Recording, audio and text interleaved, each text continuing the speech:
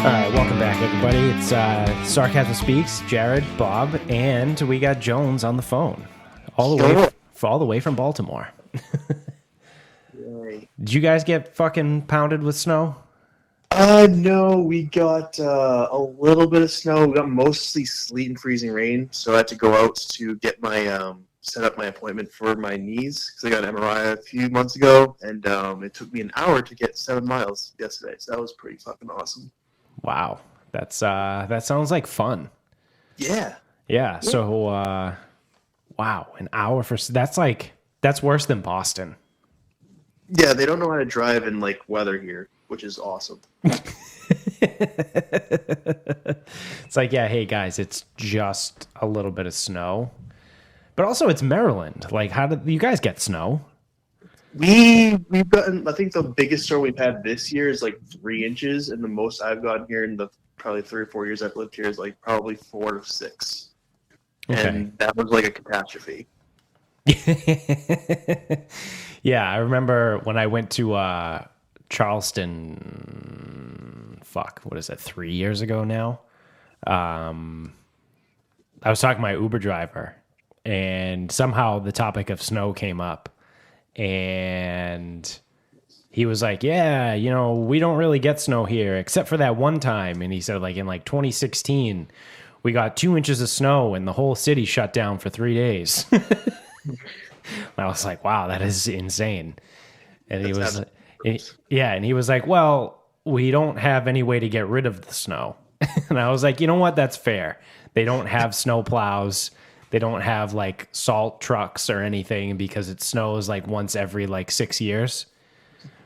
That's crazy. So they just kind of like deal with it when it happens and then freak out. Like I was thinking, I'm like, how hard is it for one guy to get a plow? Like leave it in his fucking plantation. Yeah. And then just like, oh, you can't say that word anymore. Well, that's all they have down there.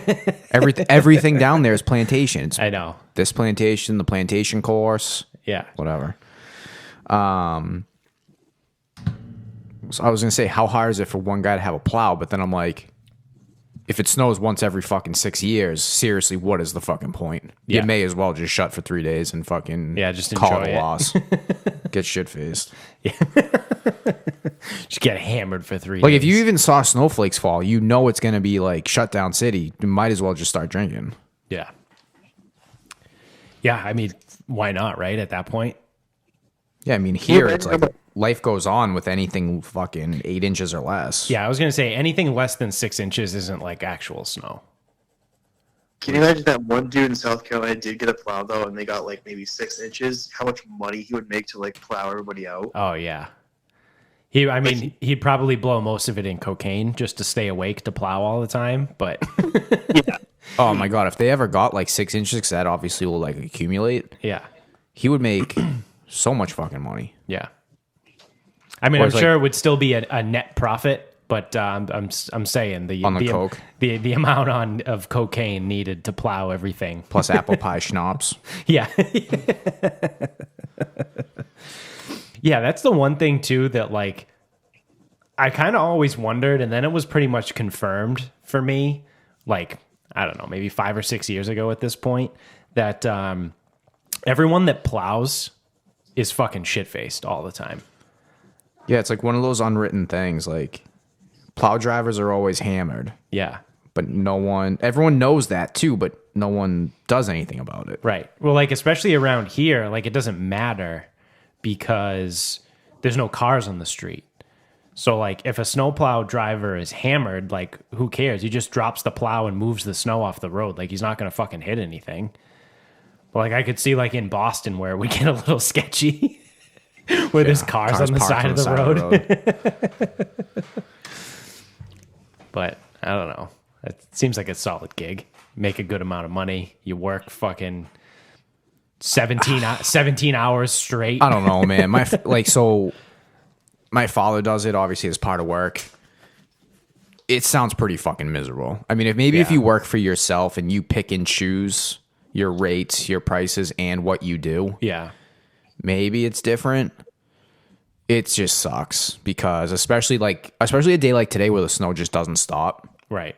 and you have an obligation for places to be plowed out. it really, really fucking sucks. Yeah, because you're constantly going. That's what I mean. Like, because my cousin plows up in New Hampshire. He lives in like southern New Hampshire, and that's what he'll do. Like, if it starts snowing, he'll leave the house at 7 o'clock at night, and he doesn't get home until like noon the next day. I was just say it's like firefighter shifts. Yeah, yeah, Where it's like sometimes you get to sleep like for an hour. And yeah. then you go back out. Depending on what you do too. Are you guys actually getting snow right now? Yeah. Yeah. Started last night. How much you guys getting? We're not getting pummeled. Again, my depth perception sucks. It looked like it was like coming up to the front end of my car, which is a Corolla, which is very low. So that's what, I don't know, 4 inches. But it's definitely not. We probably have like a total accumulation of 3 to 4. I would say it's definitely less than 6, but it's less than 6, but more than 2. I think the most annoying thing is we actually have to go shovel it. Yeah. Where it's not enough. It's not enough to fuck shit up, but it's enough that we have to go out and move it, which is a pain in the ass. That's a huge pain in the dick. Yeah, massive pain in the dick. By the way, I saw a video of someone with a flamethrower, like with the snow. Yeah. That was my fucking idea in high school. Yeah. When I was in high school, and I remember I got into a fucking argument with Owen about it. Because he was like, "Oh, heated shovel." I go, "No, because a heated shovel, you still have to move the snow." Yeah. And he goes, "Yeah, but it melts most of it." I go, "You know what melts all of it? Flamethrower." And this is like obviously a typical high school argument. Right. Where I'm very passionate about my stance on the flamethrower. A flamethrower just melts all of it. No pushing, no fucking moving, just done. Yep. He goes, "No, heated shovel." I'm like, "I'm not." And then every time it snowed, I'm like, today would be a good day for that flamethrower. And he'd be like, "No, heated shovel." I go, "How are you not getting this?" Because the kid was fucking smart. Yeah. He was really smart. You're not understanding this. Like, how are you not fucking grasping this? Yeah. Flamethrower is the answer. Yes. Yeah, and then there was the video of the guy flamethrowing his driveway. Yes. Yeah. It seemed to work pretty efficiently.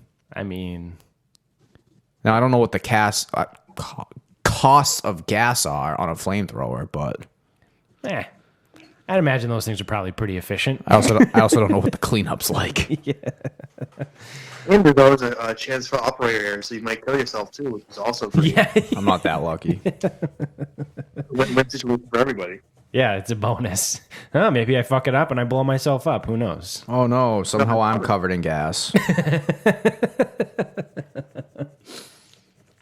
I have no idea how this happened. There was a hole in the gas tank. I accidentally thought it was something else while dumping it on my head. Yeah. Well, yeah, everyone knows you have to cover yourself in gas so you don't freeze. Right. It keeps you warm. It keeps the bears away. All right. Well, what the fuck were we talking about when we first before we started recording? Wrestling. All right. Yeah, Jones, you said you went down a rabbit hole. Oh yeah, so I think so we're gonna be talking about Undertaker on Rogan. Was it last week, 2 weeks ago? Last week, yeah. So I was doing some prep last night, and I was watching all the cool Undertaker matches, like almost ever. Kind of got a little bit bored of that, so I just checked out some stuff. Ended up watching some Royal Rumbles for like 3.5 hours. Then I ended up watching like the Monday Night Wars for another 3.5 hours. So I didn't actually go to bed till like 1:30. But man, that era was fucking cool, man. It really was. Was it from like 98 to like No, it was 03? Before that. Yeah, Probably, I think the logo changed in 97. Okay. And once the logo changed, it all flipped. Yeah. Because it wasn't really like Bret Hart, Shawn Michaels anymore. It was more Stone Cold and The Rock, starting in like 97. Yeah. It's like 97 to 03. The Monday Night Wars started around 95, 96. So that jives. Yeah. Yeah, I think, and then it went until maybe like 03, might have been a little late. Yeah. It was around that time. But it was still, I mean, WWE at that point was still okay, though. Yeah. It was probably Because okay through it all 06. collapsed. For me, it all collapsed right around the time of the corporate ministry. Yeah, that was bad. That was not good. Yeah. That's my least favorite Undertaker of all time. So no, I take that back. The American I was just gonna Yeah, say American American Badass. Badass. that was the worst one of all time.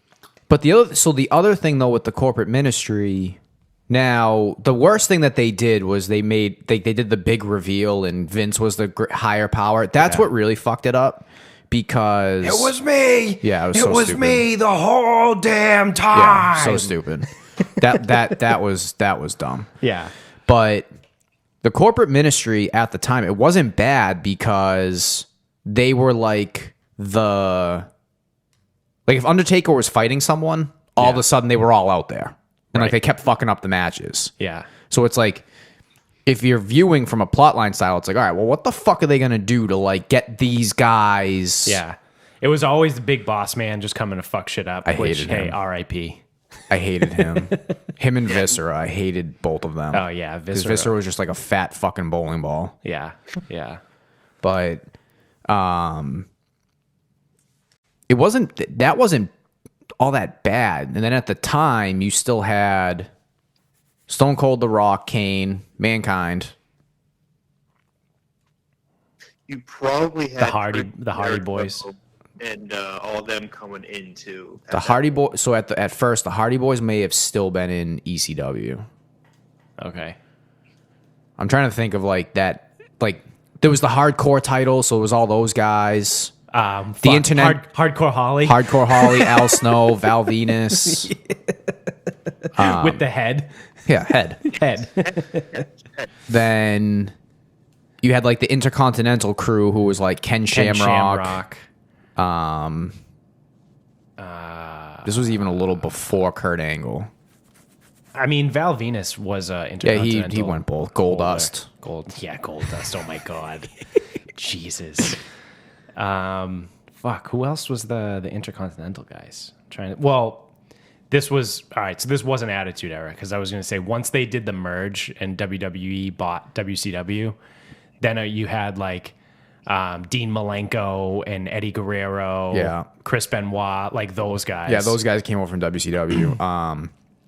Fuck. Jericho. I just had Jericho. I just had a name in my head that was like like even like the European Championship, like X-Pac won yeah. the European Yeah. Championship. I'm not really sure how.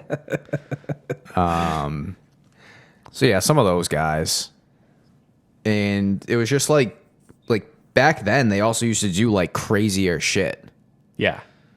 like Stone Cold coming in the fucking beer truck, Yeah. Yeah.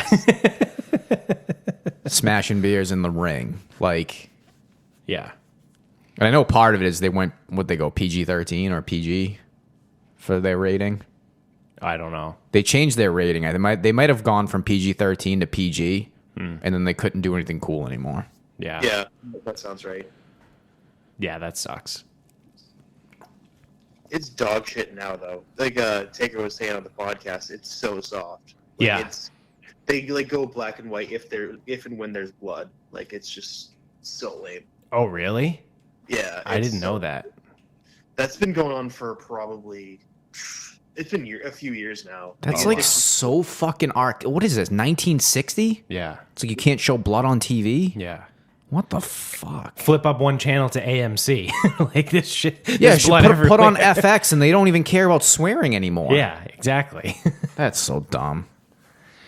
But yeah, so there was a phenomenal one of my favorite podcasts, probably that Rogan has ever done, was with The Undertaker. And it's weird to like hear him call him Mark. Like when they were talking, he was just like, "Yeah, Mark." And I'm like, Because he has a human name. yeah, Excuse me, Taker. yeah, Mr. Taker, Mr. The Undertaker. But he was just telling like his story, and the shit he was saying was wild. Like he said, there was an 8-year stretch during the prime of his career that he would go and perform 270 days out of the 365 for 8 years in a row. And he was saying, like, they were both saying, and Rogan even brought this up too, and he goes, you know, pro wrestlers get a lot of shit because it's fake, and they're like, oh, how could you do that? It's fake. But like, the shit that you put your body through certainly is not fake. Yeah, I mean, you still show up, and I don't care how much padding is in the ring, you're still landing on it. Right. You're still getting thrown 15, 20 feet through a fucking steel cage, through the Hell in the Cell. Like, yeah, if like you get thrown out of the ring and onto the announcer table, the Spanish announce always table. the Spanish announcer table. Like, you still land on the Spanish announce table, even though it's meant to collapse. Right. It's still made of stuff. Yeah. Like, and you still have to land. It's like you jump off of something that's even like 10 feet in the air. Right. And like land and tumble. Right. How good does that feel? Exactly. Now do it 270 times. Yep. Or 270 days, multiple times a day. Right. And let me know how good you feel and if you don't want to be addicted to Percocet. Yeah. Well, that's the other thing he went into too, was like all the substance abuse problems that everyone had. And with obviously rightfully so. Like, you're performing 270 days a year. Like, you're in constant pain. All you're doing is just trying to find ways to not be in pain. What do you mean? Brock Lesnar doesn't remember 2 years of his life? Do you hear him say that? Between vodka and painkillers, he does not remember 2 years of his life. Yeah. It's insane. And he didn't say it in this. Actually, no, it wasn't The Undertaker. I think it was Stone Cold. I remember an interview with Stone Cold at one point, and someone asked him, like, oh, what was it like being on the road? Like, was it really this grind and all this stuff? And he looked at whoever the reporter was and goes, well, there's a reason I've been married 3 times. He goes, that's what you hear about the stories probably actually happens. Yeah. Actually, it's probably worse. Yeah. Than what you hear. Probably. It was crazy, some of the injuries he was talking about, too, on that podcast. Like, I was barely online when he had the mask. Yeah. I didn't realize that was it 2 broken orbital bones, or was it just that one? Well, he ended up breaking both of them, but they were at different times. So he tells the story where back in whenever, like the 80s, 90s, he broke his orbital bone. And that's when he wore that mask for a little bit. I don't even remember wearing a mask. But he was saying that at the time they didn't really know what to do. Or they didn't have like technology that was that good. So he has like this mesh like thing that holds like his right eyeball in place. Like they remove, he had like a 90% of his orbital floor was missing when they went in to like do surgery. And they were like, yeah, so we're just going to like put this mesh in here to like hold your eyeball in place so you don't go blind. And then like however many years later, he broke the other orbital bone. So they went in and they replaced it with a titanium plate. So one of his eyes is held together with like a mesh thing, and the other one is a titanium plate. He has like 0 orbital floors that are natural, like made of bone. So then he goes through this whole thing, and it's funny. It was cool to me to hear his stories match up with what happened in real life. So at one point he was talking about, well, he's had to have both hips resurfaced. They're not fully replaced, but they just like redid the hip surface things. So he ended up going to like this, the #1 hip doctor in the world. Like, I don't know, he's probably too busy, finishing up with German Shepherds. So he's going to the Undertaker.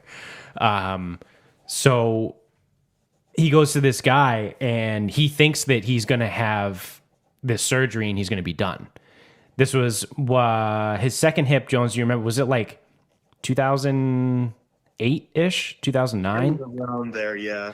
So there was one of them where he thought he was going to have to retire, whatever it was. And he goes, yeah, so I was preparing to be done. And I shaved my head, I cut my hair and all this stuff. And he's talking and I'm like, oh. And then he was out for a while to recover for surgery and he came back. And I go, I wonder if that was one of the times where he like disappeared and then came back as the American Badass. Because remember, his hair was short. Yeah, like towards the end of it.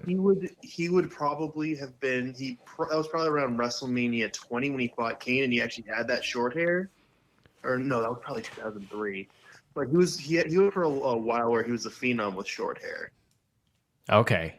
Yeah, I would say WrestleMania 20 was a little ways back, Jones. That was Benoit. That was the one when Benoit finally won, and Eddie Guerrero came out. Yeah, because he had beat Brock Lesnar earlier in the night.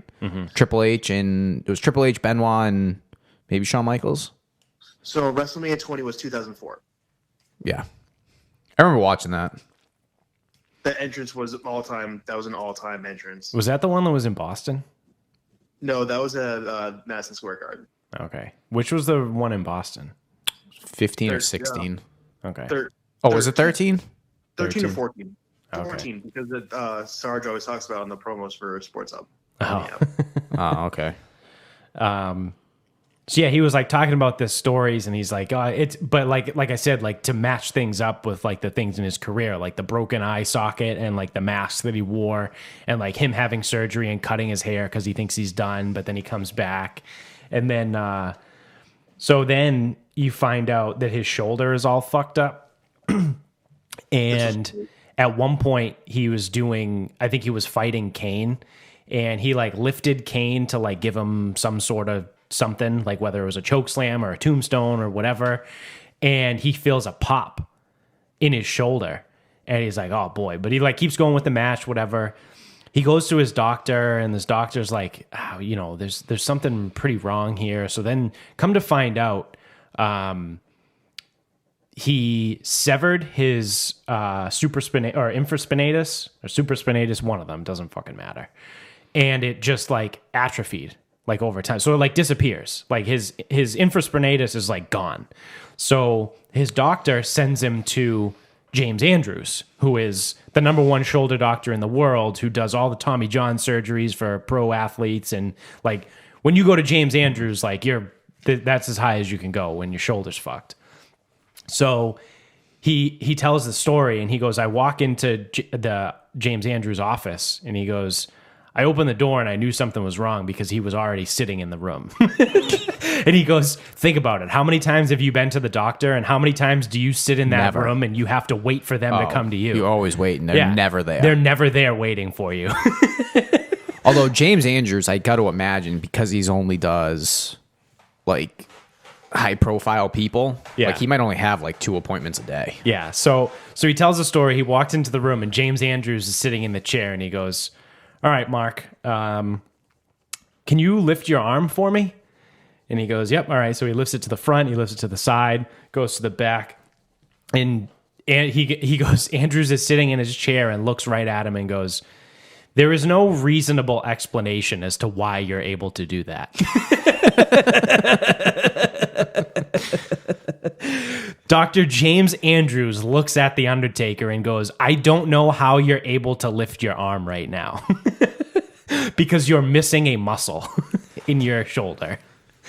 There's no reasonable explanation why you can do that. Yep. So he goes, well, I'm going to go in and I'm going to try to fix it. And he goes, I can't promise you that I'm going to be able to do it.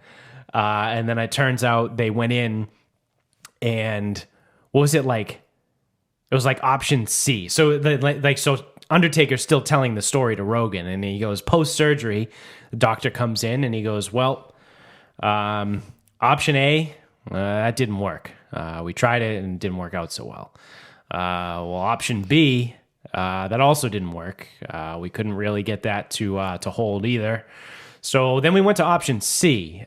So what we actually did was we took a piece of your infraspinatus. So I think it was the supraspinatus that was gone.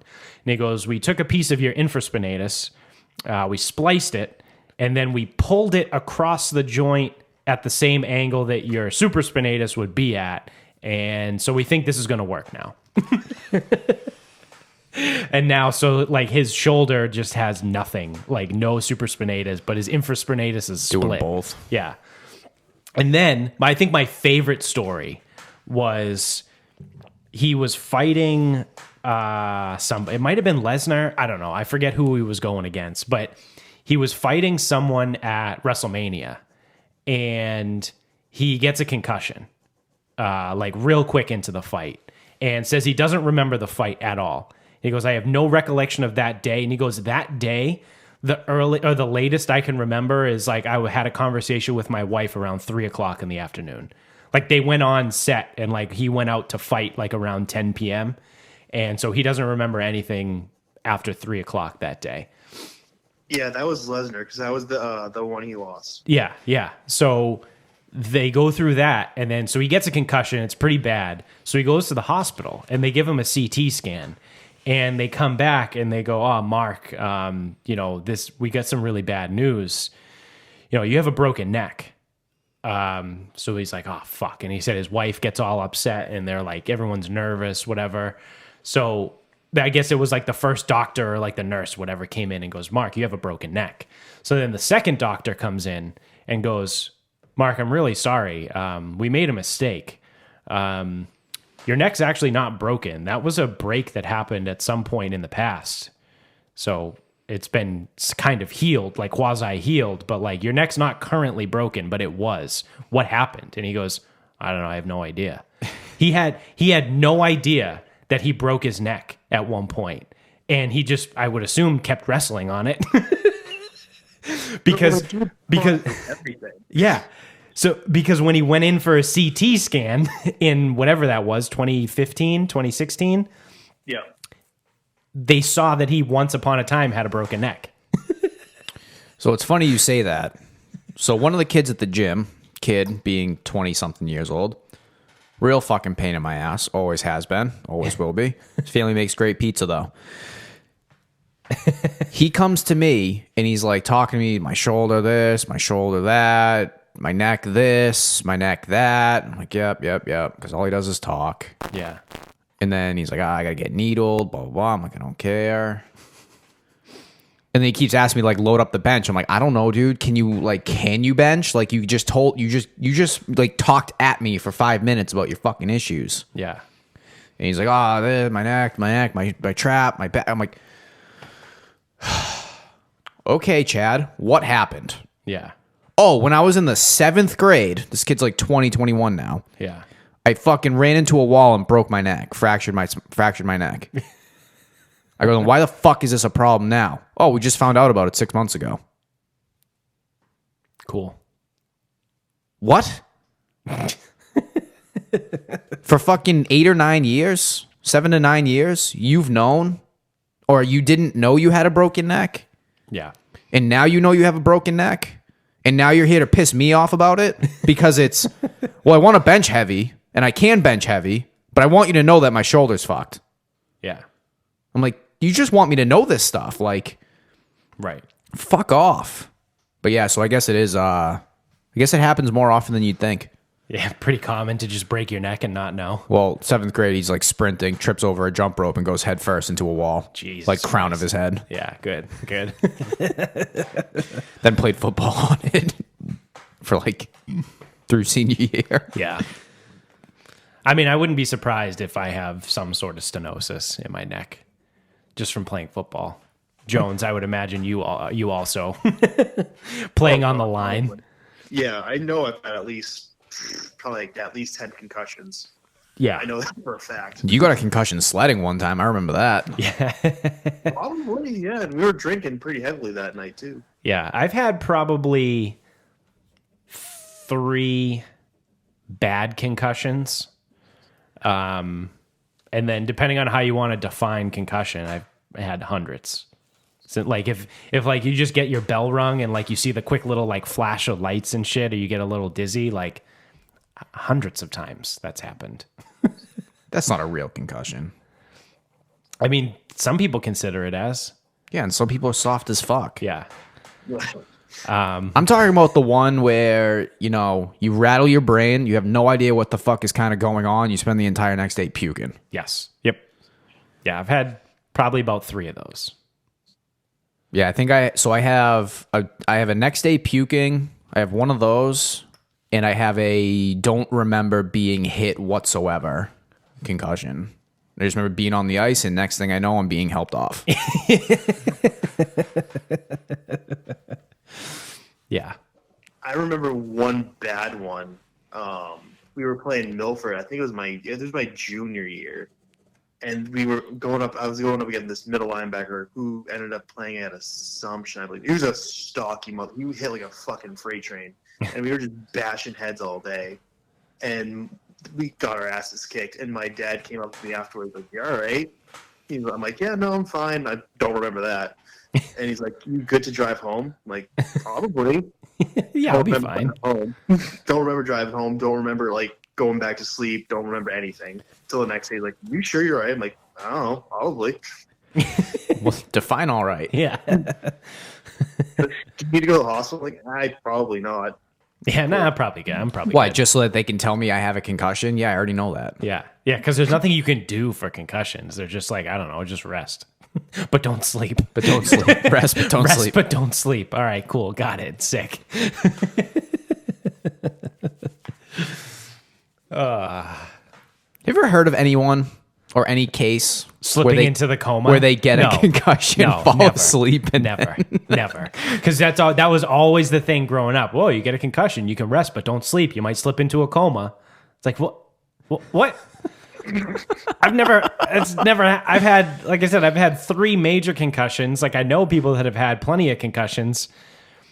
I don't know anyone that's ever slipped into the coma. Well, there's also Like, is that just a wives' tale? well, no. Well, okay.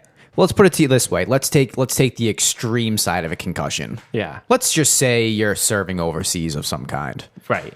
and a landmine goes off, or a bomb goes off, or a grenade goes off. Right next to your fucking ear. Yeah.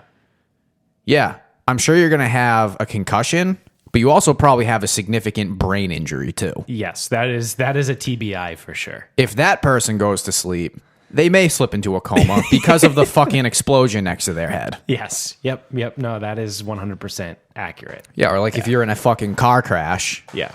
and you're bleeding out of your ears and like Yeah. you don't know if you broke your neck or not, Yeah. I don't know. Does your shoulder hurt?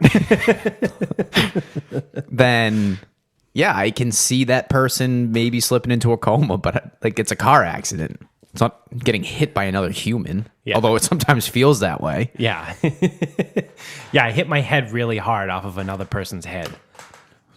So when I was playing a game one time, and this guy was huge. He was just absolutely huge, and I was probably like chasing the puck in, dump, get off the ice, and this kid hit me like shoulder to chest, and it felt like a cartoon where my arms and legs went straight, and like almost like when they run into a pole. Yeah.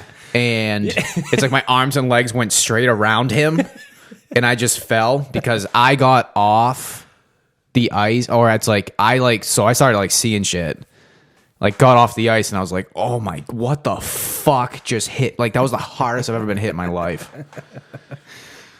Yeah. Yeah. Those are not fun. Sometimes I would rather get hit in the head than in the chest. But still, even with that, that's not the same as like some of these traumatic brain injuries. So it's like, yeah, rest but don't sleep. It's like, Yeah. again, Yeah. it's like I wasn't in I don't have a traumatic brain injury. I just have a regular brain injury. Right. It's like some of those times, like when you're playing, like, obviously, like if I play football or even lacrosse, I had some gnarly hits in lacrosse. Gnarly, dude. The fucking, like, I would almost rather get hit in the head because then, like, you get a concussion, you get a headache, whatever, you come off the field, you're done, you whatever. But, like, when you take a shoulder to the chest and it's a fucking hard hit, like, shit just kind of stops working for a second. Like, your lungs are just like, all right, cool, we're going to take a break for like 4 to 5 seconds. Like, you got this, right? Like, all of a sudden, like, you can't breathe and you're like struggling on the ground, and you're like for a split second, you're like, oh my God, am I going to die right now? Because like I can't breathe. So you panic. Not that lucky. But like the hard hit to the chest like causes panic. The hit to the head, whatever, I could deal with a concussion. Like I said, I get a headache. Maybe I forget where I am. It's no big deal. I'm done after that. But like that hit to the fucking chest or the ribs, like that fucks you up. Ribs are fun. Yeah, broken ribs. Yeah, even before being punched in the ribs in consecutive years, I've been hit a few times, and ribs is miserable. Yeah. Yeah. So. No. Were you ever on like kick return when you were playing football? Oh, absolutely. Isn't It's it the worst. I hated kick return. I used to get so mad. Because obviously, too, playing at Medford High, we sucked. So the other team would score a lot. which means we'd have a lot of kick returns. And I used to fucking hate that. Luckily, my junior and senior year, I wasn't on kick return because I actually kind of played on the defense a little bit. But my sophomore year, and then obviously freshman year, I was on the freshman team. So there's like the freshman football team has like 23 kids. So like everyone plays every position. So my freshman and sophomore year, I was always on fucking special teams. And that was the worst. I used to fucking hate that. Because then You always get tooled up. sophomore year football is got to be the worst year of football for anybody that's not like a stud, because you play every down on JV, but then also if you're like halfway decent, you play varsity special teams, which is exactly what I did. I was on varsity kick return, and then I played the JV game the next morning. So it was like, what the fuck? Yeah, like, couple this sucks. sucks. This sucks. But it's, oh man, I used to, because back then we still had the wedge. Now the wedge is illegal. Right. Yeah, I remember the wedge. But I used to be in the wedge. I was a wedge guy. I was like, what the fuck? Because obviously I wasn't big enough to be in the front line. We just put our offensive linemen on the front line. And then the second tier was the guys that made the wedge. So I'm the fucking dickhead running down the field holding my buddy's hand next to me, like as if we're going to actually stop anybody because we're the wedge. And then half the time too, you make, because it's high school and it's JV and it's in Massachusetts. So we set the wedge, like we're running, like me and the dickhead next to me holding hands, running down the field. We're the wedge. We're the lead blockers. The dickhead that catches the ball just runs the other way. It's like you don't even run behind the wedge. So what's the point of us setting the wedge when you don't even use it? I'm just getting destroyed every single time for nothing. Literally for nothing. And we used to we used to get to the point where it's like, I don't want to do this anymore. So you'd like run and kind of like shoulder glance. Like you wouldn't make full contact with the guy on the kickoff team who's running down to make the tackle. You're like, you make it look like you're trying. Like you just kind of like sidestep a little bit. And like, as long as your shoulder pad touches his shoulder pad, like you're like, it's good enough. Like, I'm not taking another hit. This fucking hurts. I remember Gardner was so shitty. We had, it was just me at 270 pounds and like 3 other guys in the front line, and we'd have to like turn back, so we'd have our back to the people that run the kickoff team. Yeah. And I remember just looking up, turning around and getting fucking destroyed. And then everyone's, oh, hey, are you ready to go pull now? Yeah. Like, no. It's such a stupid concept when you think about it. You're like, all right, so you're going to have the kickoff team run full speed forward down to try and tackle the guy with the ball. All right, well, the kick return team is going to start running backwards. Like, you're just going to backpedal. And it's like, who do you think is going to win that collision? The people that are running full speed forward or the people that are backpedaling? So bad. Like, you just get destroyed every single time. So bad. Oh, man. So no wonder why they started making that shit illegal. No more wedge. Because then you would have the psychos on the kickoff team that were the wedge breakers. Yeah, wedge breakers. Your only job is to run as hard as you can into the wedge. Like, you're not even on the field to try and tackle the guy with the ball. Like, your only mission is to destroy me. Me. Your one job was to fuck me up as hard as you can. And you know what? More often than not, it worked out pretty well for them and not for me. The amount of kickoff returns I ended up on my ass was probably close to 75%. Like, fuck me. Well, especially because the type of crazy you need to be a wedge breaker. It's probably someone that's not very talented, but it's probably pretty fast and doesn't know how to let up. Yep. Imagine them now, they're probably all licking windows somewhere. That would be a fun, interesting study. Like, to find all the people that were wedge breakers in high school. Where are they now? And where are they now? licking windows and eating raw popcorn. They developed the Pfizer vaccine. We've discovered it's like this one trend in society has produced zero like CEOs, zero people in like management skills. Nobody is into like the STEM fields. This one trait, this one life factor is the most accurate depiction of your future. Were you a wedge breaker in high school? I might start using that as an insult to the kids. You're like, it's too bad they don't have a wedge anymore because you'd be pretty good at breaking one. Oh? Oh man, that there's nothing more miserable than kick return in high school football. I can only imagine like the magnitude of that in like the NFL. Oh God. Just stupidity at that point.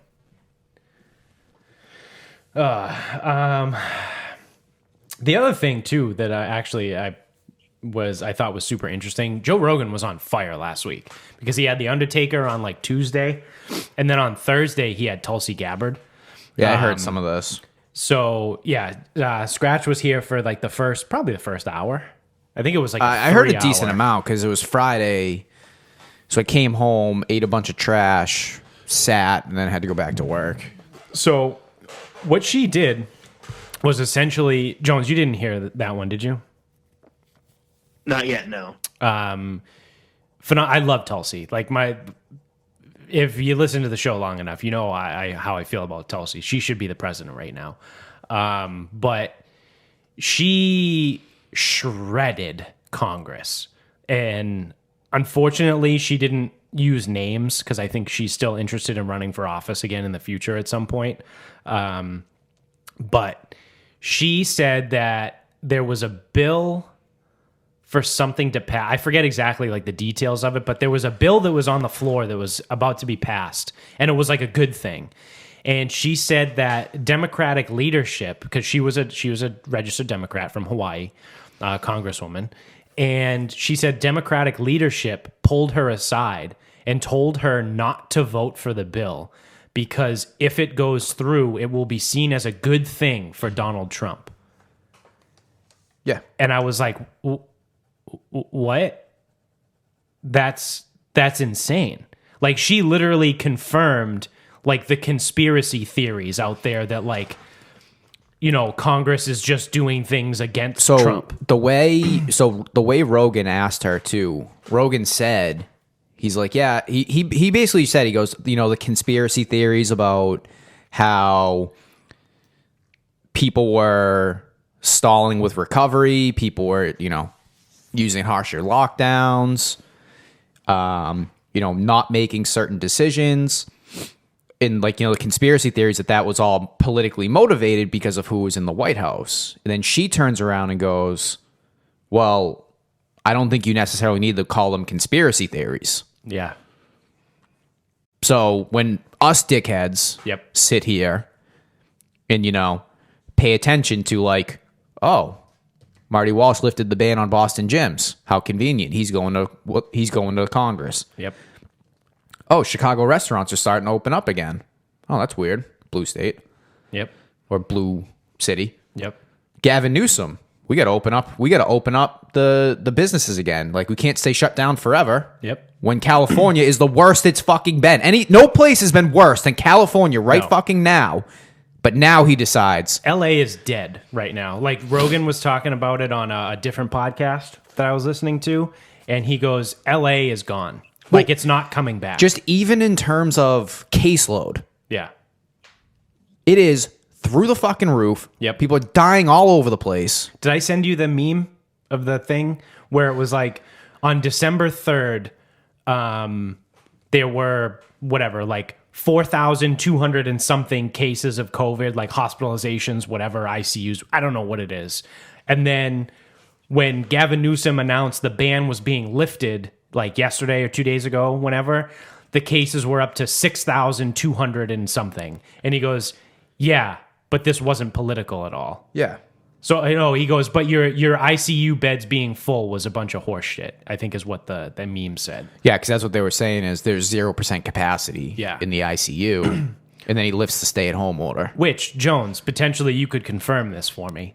I heard in another podcast, people were talking about the politicalization, whatever the fuck is that called, about the ICU bed thing. So the way it was explained to me via this podcast was ICU beds are very expensive. Like because of the care that needs to go in and the machine, like having someone in the ICU costs a lot of money. So from a monetary standpoint, you need to have your ICU at a certain capacity, because if your ICU is below whatever said capacity is, it ends up costing you a fuck ton of money. So because of that, that's why ICU sections are typically smaller, so they can run at almost full capacity all the time. And I was like, oh, okay, I guess that makes sense. But Jones, does that make sense? Like, is that like a real thing? Yeah, so I forget the exact number, but I know it might be different in different states. But I know from talking to some of my people, you're really looking at between 80 to 85% of ICU beds taken up. In like a normal, like in 2017, pre-COVID world, there was anywhere between May of 2017. Yeah, there was anywhere between 80 and 85% of ICU beds were full. But now all of a sudden that we have COVID, everyone's like, well, we're at 85% capacity in our ICU beds. We're running out of room. It always is. Well, it's like, well, it's always like that. And then in the winter, there's always a shortage of ICU beds. Every fucking winter. Right. Every winter. Like no fucking pandemic. There's always a shortage in the winter because people get more sick in the winter, and the ICU is for fucking sick people. Right. That's it. Right. Fuck. Yeah. So I heard that, and I figured obviously you would be the person to confirm that. And it sounded like it made sense to me too. And the other part of it too is, and because this is from just someone who works in a hospital.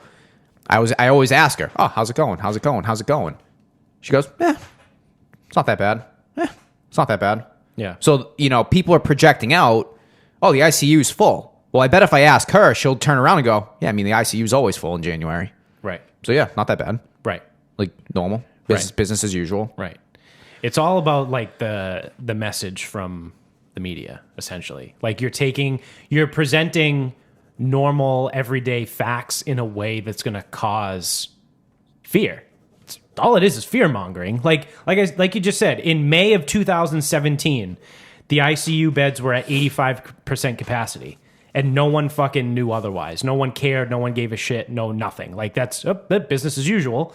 Now, every time hospitals ask for money, it's because they're greedy fucks. Right, but in January of 2021, the ICU beds are at 85% capacity. Oh my God, we're running out of room. Oh, this is bad. We're going to have no beds for anyone that gets sick. Everyone's going to die of COVID. Like, well, how is this different than May of 2017? It's not. We've always been at 85% capacity. So the message that you're portraying is disingenuous, really, is what it comes down to. Imagine that. Imagine. And I mean, it's crazy, too, because, like, one of my bosses my boss at MHA is like, he always asks, like, how are the hospitals with COVID and everything? And I always ask my hospitals, like, how's it going? Like, yeah, it's busy, but, I mean, we've been doing this for a year. Like, it's whatever. We know what we're doing. Like, hospitals are typically always pretty busy. Yeah. Well, think about. So, did you watch the show Scrubs growing up? Yeah. Oh, yeah. The chief of medicine, Bob, is that his name? Bill? Yeah. I don't know his name. That, yeah. Whoever the old guy was, chief of medicine. The old guy, yeah. I feel like that's a fairly accurate portrayal. I mean, obviously satirical, but right. But he's a pretty accurate portrayal of like the way most hospitals think. Because remember, it's not about the care, it's about the money. Right. And that's how these things work. Right. Yes, individual professionals in hospitals probably care. Yes. The nurses, the doctors, whatever. The administration staff, dollars. Exactly. So when they say like, oh, it's really full, they probably angling to get more money. Right. Like, oh, we don't know how we're going to get through this. we're probably going to need some funding somewhere. Yeah. Just so like you can have more funding. Like, Right. You want more money. remember what they're doing. Right. And again, it's like, oh, it's supposed to be holier than thou. No. The individuals, I'm sure there's plenty of great nurses. I'm also sure there's plenty of shitty nurses. Yeah. It's the individuals that care, not the whole. Right. Right. Because the healthcare system is fucked. Absolutely. So then, there was something else that Tulsi said during the thing that I thought was super interesting. Well, she also compared Congress to like a high school. Yes. Yeah. That's what it was. She said that the people in Congress people, Well, you can't say man or woman. yeah, they have cliques like high school. And like she said that if you go and talk to one group and you go back to like your group, they look at you like, why did you go talk to them? I can't believe you were over there talking to them. Yeah, super clicky. Yeah, and I was like, oh, cool. So we have a bunch of high school kids. We have a bunch of 82-year-old high schoolers running our country. It's awesome. And especially because like we're all every person who's been to high school, which generally is everyone, Yeah. knows that those type of people are the fucking worst. Yes. And then they sit there and wonder why the people that we have described as the worst can't figure out how to fucking do anything. Yeah. Imagine that. Yeah. So I highly recommend the Tulsi Gabbard episode of Joe Rogan. It's really eye opening. I put it on my Instagram. I said I honestly think everyone in the country should listen to this because the shit that she said was like just wow. It was nothing that we didn't already suspect, but her confirming it was like damning. Do you think that she has no future with a higher level position because she makes too much sense? I think that the political system in general would need a massive overhaul for her to have that chance. So no. Because when I was listening, she doesn't sound like a typical Democrat. No, she's too honest. She sounds like what a Democrat should be. Yes. Where, specific issues, very, very liberal, but also does things that make fucking sense, not spends time getting rid of mother, daughter, aunt, uncle in the fucking, when you speak in Congress. Right. Like, what a waste of fucking time. Right. Yeah. So another really interesting thing that she put out into the ether was that people are forgetting that people forget Julian Edelman was a quarterback. People are not realizing that all of the science that's been done around these vaccines that's been published has only been looking at whether or not you get sick, you contract the disease or the virus, whatever. And it has nothing to do with the spread. So she goes, from a scientific basis, you cannot say, get the vaccine to stop the spread, because we do not have any evidence that has focused on whether or not this stops the spread. All this vaccine does is stop you from getting sick. So she said, theoretically, you could get the vaccine, and because the virus lives in your nasal passage, you could get the virus, not get sick, and then spread it to other people. She goes, we don't know that that is not the case. So all of these outlets and these media people and everything that's out here, and it says, get the vaccine, stop the spread. Like, that's actually not accurate. What you're doing by getting the vaccine is becoming immune, and that's what we know. And she goes, now, could it be that it stops the spread? Yeah, but we have no science. We have no science that proves that. I just don't know. So I was like, wow, that's really interesting too. That, but that's also something no one is talking about, because everyone's like, stop the spread, get the vaccine.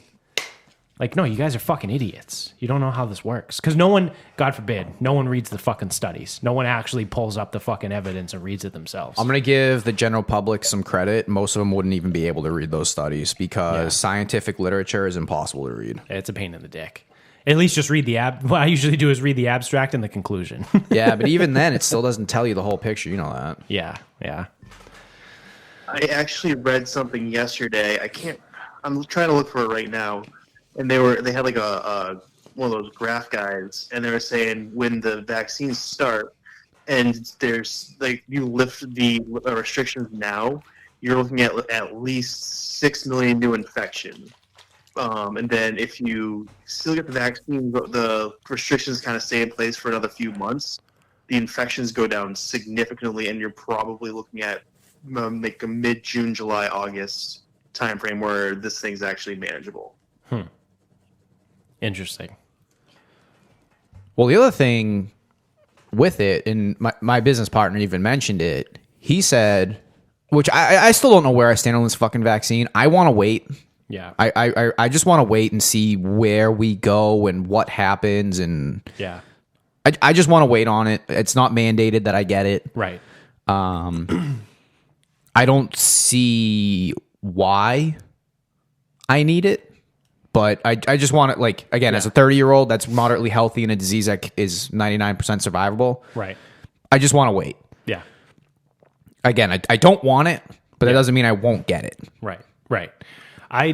Same. Exactly. I 100% agree with you. I don't want it, but it doesn't mean I won't get it. But I will not get, definitely, the Moderna or the Pfizer vaccine. Johnson & Johnson is coming out with a vaccine shortly. That's a traditional vaccine. Yeah. So I would be open to that one. But I will not get the Pfizer or the Moderna one. Yeah, and I think that some people are going to be in a tight spot where they have to get it, and that's fine. I also really don't think there's like a harm. Like, I don't think there's a negative to getting it. Yeah. The big thing I don't like is I don't like that everyone's so quick to just accept it. Mm-hmm. And if people start saying, like, you have to get it, it's going to make me fucking not want it. So don't fucking say that to me. If you're listening and you know me, don't tell me I have to get it. Right. Because you've just pushed me off probably another week to a month. Yeah.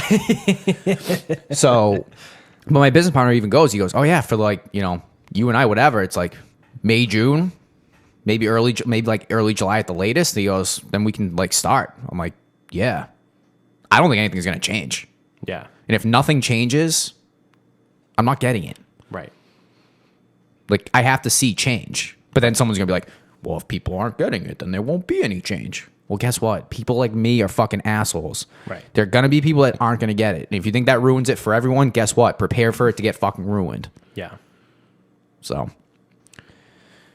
But like again, like May, June, early July, something like that, that still doesn't solve the problem yet. Right. Right. I don't know. There's too much unknown, because they're starting to come out now and say too, like, they're advising people that plan on getting pregnant within the next like year or two to probably not get it, because there's been zero studies on how this vaccine would affect pregnancies potentially. Yeah. So it's like one of those things where it's like there's so much unknown about it to just be so open and like, yeah, no, absolutely, I have to get it. I have to get it. Well, it's like, well, there's so much that we don't know about it. Where it's like, oh, I'm so excited to get it. And I'm like, really? It's literally, especially for me, it's the mRNA vaccines, because this is literally the first time in human history, all thousands of fucking years that we've been on this planet, this is the very first mRNA vaccine ever. And you're just going to jump in and be like, yeah, no, sure, yep, sign me up, let's go. Like, I don't know about that. And I think the biggest hang up I have with the mRNA one is, I know people were like, well, mRNA changes your DNA. It's like, I heard someone else kind of describe it as not such that. Some fucking doctor did say it's like, oh, it changes your DNA. I'm like, not really. Yeah. Because mRNA is really just a set of instructions. Yeah. It's like when we used to print out directions to get somewhere. It's the messenger RNA. So, and it connects with the ribosomes. The thing that DNA. I don't like, or I guess the reason why I might be even willing to wait, is without T-cell immunity, how do you without an immune response, how the fuck do you like? Right. And again, it's like the T-cell immunity. Like, how the fuck do you not get that and like be so confident that this is gonna work? Yeah. I don't know. Yeah. I don't know. I'm an asshole because I asked too many questions. Yeah, shut up and take the vaccine. Shut up and take your vaccine. Yeah. All right, you want to start wrapping this up, Jones? I know you got a hard out here coming up in about 20 minutes or so. So we ready to wrap this up? Yep. You got a final thought, Mr. Jones? Sure. So I don't even know why I was thinking about this the other day, but what do you guys think we've eaten more of in terms of meat?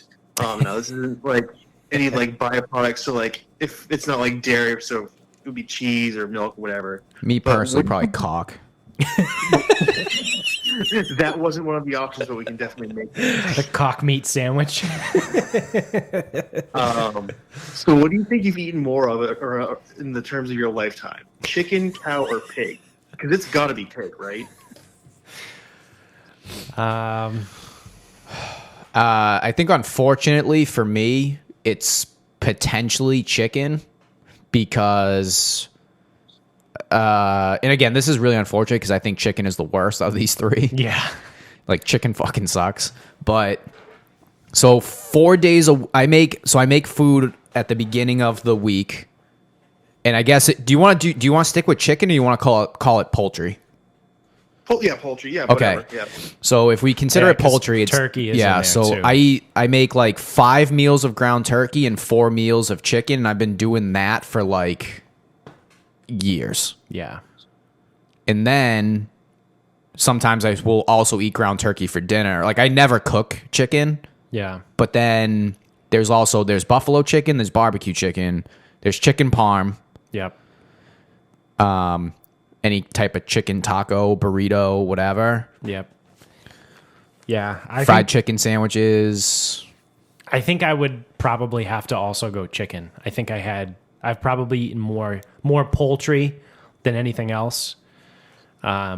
I mean, there was a stretch there where I would have like a steak every night, but red meat is also kind of cost prohibitive. Like, you obviously can't eat like a fuck ton of it. Plus it gives you cholesterol. Oh, right? yeah. Because of saturated fat, right? Yeah. Because dietary cholesterol affects your endogenous cholesterol levels. Yep. Yeah, everyone knows that. And eggs equal cigarettes. Yep. Oh fuck, that's poultry too. Eggs. Yeah, well, Jones said not the byproducts. Oh, not the byproducts. No, Sorry. no byproducts. Well, it is a chicken. Because if you do count byproducts, then it's probably cow. Because cheese, butter, milk. I don't drink milk. So I would say Yogurt. no. Well, I'm saying like this Yeah. is your whole lifetime. So as a child, I would, because children drink. I didn't milk. drink milk. I didn't drink milk when I was a kid. I didn't like it. Probably why I'm lactose intolerant. Yeah, potentially Never built up your immunity. to it. Just fucking bitch made ice cream. Yeah, so no byproducts. Gotcha. Yeah, for me, it's really unfortunate because it probably goes chicken, pork, beef, and beef is the best, pork is second, and chicken is last. Yeah. But it's disproportionate to the amount that I eat.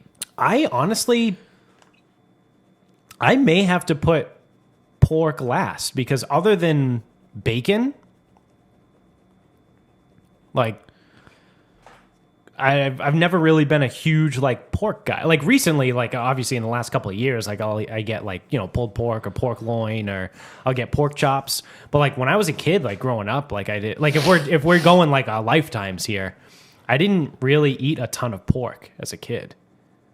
Yeah, I think I've caught up because again, beef is a little cost prohibitive. Yeah. So I don't always have it. Yeah. But pork is cheap, so fucking cheap. It is so cheap. Pork chops, pork tenderloin. It's like $1.49 a pound. Ribs, butts, bacon, ham. Yeah. Chicken is by far the worst. Sausages. Chicken is by far the worst. Tasting? Yes. Oh, yeah. Worst tasting, least satisfying. Yeah. Pork and beef are pretty close, actually, depending on the cut of pork. Beef is better, but it doesn't mean pork sucks. Correct. Because short ribs, prime rib, ribeye steaks, Sterling burgers. Pretty, Yeah. Like, yeah, burger. all the best things are made out of beef. Back straps. Those are fucking Never had good. back straps. Super expensive. Pork belly is quite good though. Pork belly is the best. Pancetta, Oh, dude, imagine if you smoked pork belly. prosciutto, salami. Do you think you could do that? Yeah, can you smoke a pork belly? Yeah, dude, it's called bacon. So, Jones, you're on pork. You probably eat more pork. You know what? Maybe now that you listen to you guys, I think it probably goes chicken, close second pig, and then cow for me. Yeah. Is salami and pepperoni and all that crap, is that all pork? I know it's like barely animal, but It's like intestines and shit. Pork at first, because I mean I eat a ton of fucking like deli meats and shit like that. So that's why I was thinking pig. But now that you guys mentioned that, I think it's chicken, close second pig for me. Yeah. Yeah, I'd probably agree. Chicken, pig, cow. And it sucks because that, like you said, Again, that's the reverse order of goodness. yeah. Because chicken, like, no one just eats, unless you're a fucking psycho or like a stupid bodybuilder, like, no one just eats chicken plain. Like, you have to put something on the chicken. No, like even like But, like, you can eat pork plain, like, you can eat plain bacon. Like, you can eat a plain steak with salt and pepper. Like, you know what I mean? Like, okay. it's doable. The bacon example is not fair at all because that is so fucking cured and all that crap. That is not fair. But like if we're gonna take grilled chicken breast seasoned, grilled pork chop seasoned, grilled steak seasoned, we know the order. Well, yeah. Beef, pork, chicken. Yeah. Like grilled chicken does nothing for you unless you're trying to eat light. Right. Chicken Caesar salads, chicken Caesar wraps. Oh, those smack. Yeah. But yeah, I mean, if we're just talking like what they are, yeah.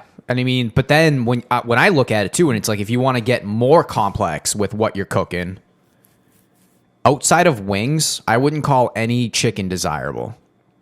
No. Thighs are okay if you marinate them, grill them. Like they're good, they're fine. Like you can do more with chicken thighs. Chicken breast is the fucking worst. Yeah. I eat it because I feel obligated to, not because I like it. But when it comes to beef stands alone. So it's not like you just kind of like let the beef do. I mean, unless you're doing like short ribs or something. Yeah. Like you just kind of let it be beef. Yeah. Pork you can do the most with because you can cure it. You can smoked pork, anything is usually fucking very good. Right. You probably don't want to smoke a steak. You can, but Yeah. it's not preferred. Right. Right. Like you can do pulled, and I know you can do this with everything, but like pork seems to be one of the better options for a lot of different things. It's very variable. Yes. Also, it feels like more of the pig is accessible to all of us. Yes. I know they all probably have the same body parts, Yeah. but it just seems like you can get... How dare you? No, I think that's almost correct. One's No, just bigger. That's you can't say that. Cows' lives matter, and so do chickens. Chickens are not biologically Well, pigs. they have a head. There's Well, I'm not comparing chickens. I'm comparing fucking pigs and cows. 4 legs, a head, a torso, and a tail. What am I missing? how reductive of Udders. you. Cow's got some great udders. Check out the udders on that one. That should be the title.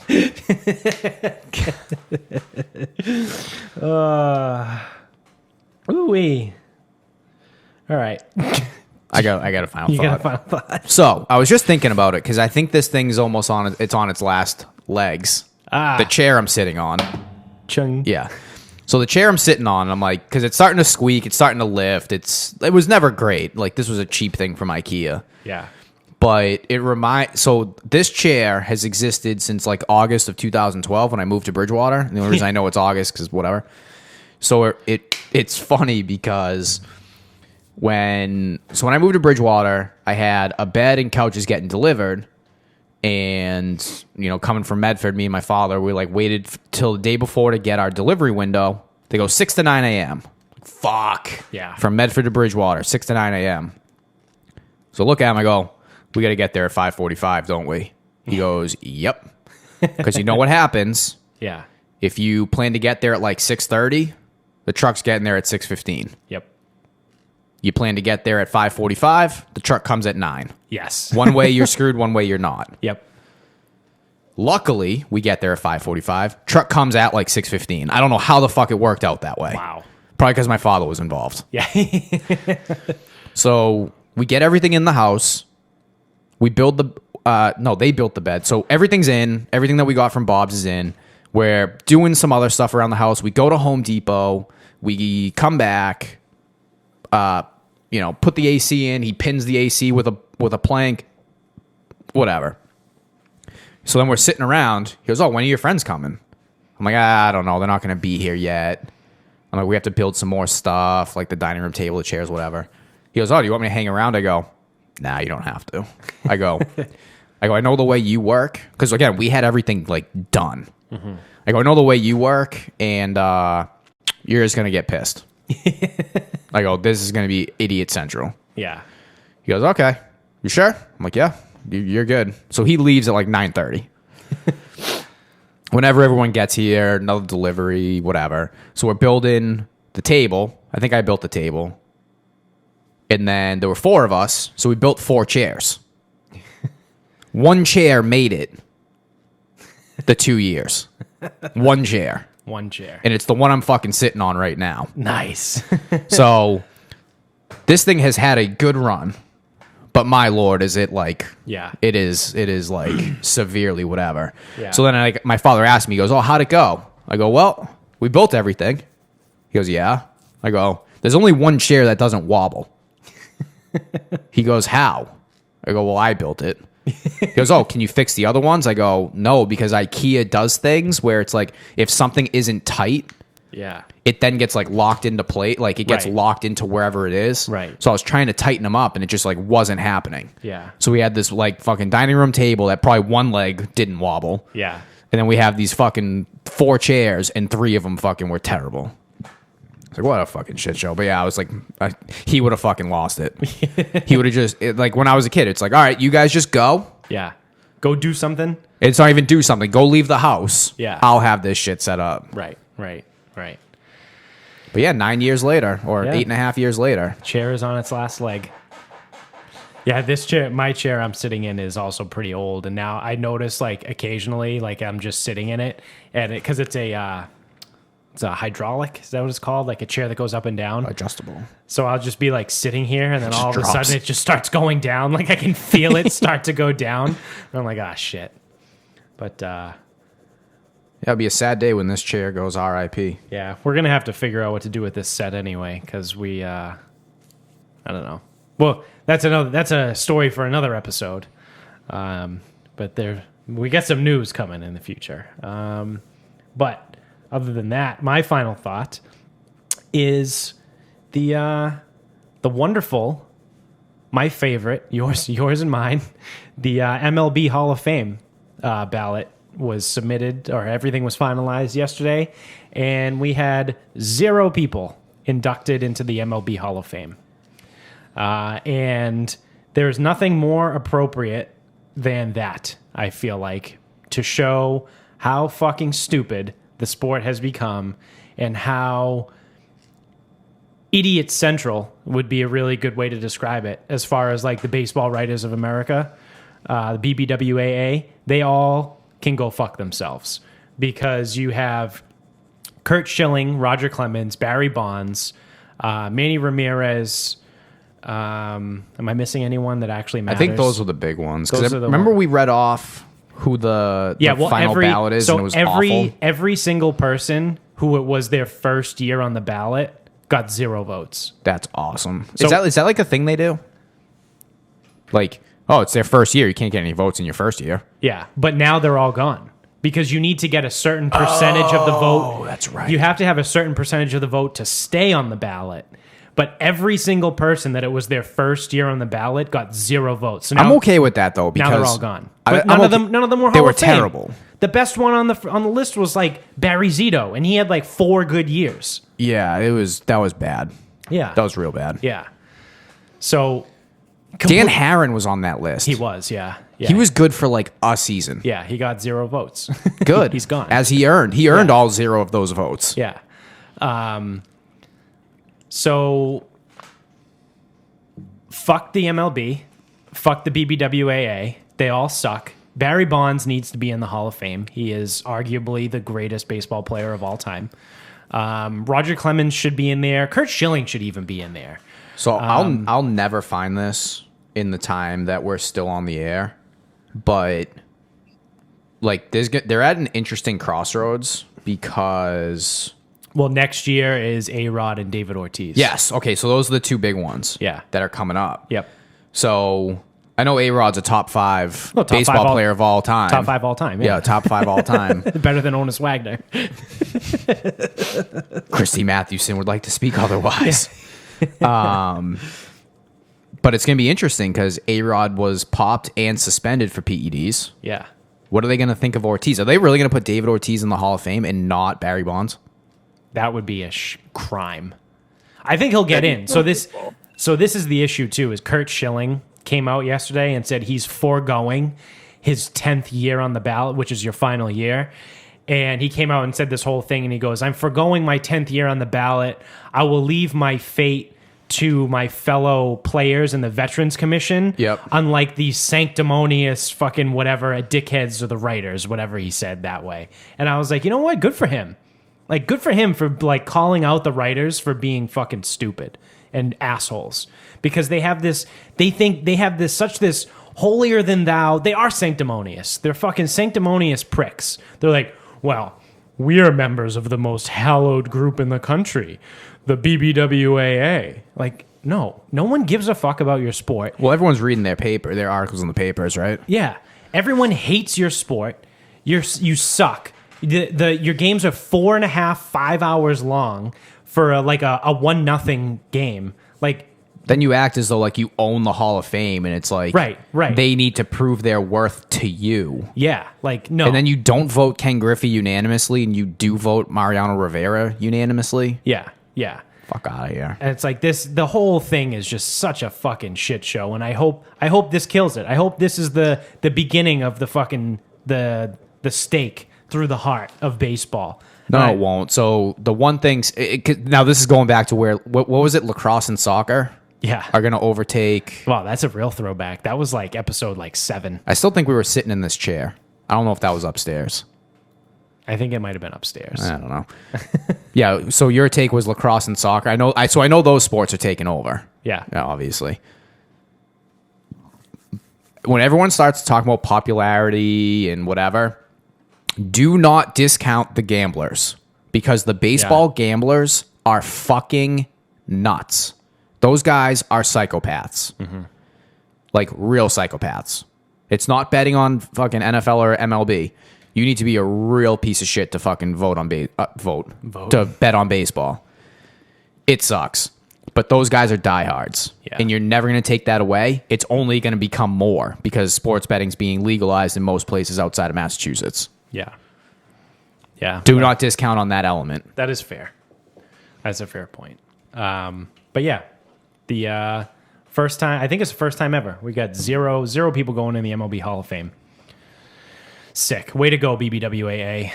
I'm glad you guys are so important. Thank you for flexing your muscle on all of us and showing us how much you mean to society. So I think that's it. It's gonna do it for us. Thank you, Jones. I know you got to run like now, right? Yeah. All right. Well, thanks for hopping on. Thank you for having me. Yeah. Somebody buy a t-shirt. Yeah, go buy a t-shirt. Go to our store. All right, Jones. We'll catch you on another time. All right, guys. Take it easy. All right, later, man. All right. So thank you for watching. If you're on YouTube, make sure you click the thumbs up and subscribe. Keep spreading the word. Keep telling everybody you know about the show. You can find us wherever you stream podcasts. We're on all kinds of streaming services here. Subscribe there too. If you're in the Apple iTunes place, leave us 5 stars and write a review. It's all about engagement. That's all. The only thing that matters in the rankings is how many reviews and stars you get. They don't care about how many subscribers and downloads. It's stupid. You can find us on Instagram at Sarcasm Speaks Pod. We are on Twitter at Sarcasm_speaks. Our Facebook page is Sarcasm Speaks. And while you're out there bitching about the BBWAA and sports, you can bet on sports at mybookie.com using our promo code SarcasmPod, which will get you a 50% match up to $1,000 and a $20 free play. So thanks to MyBookie. And until next time, good day, everybody.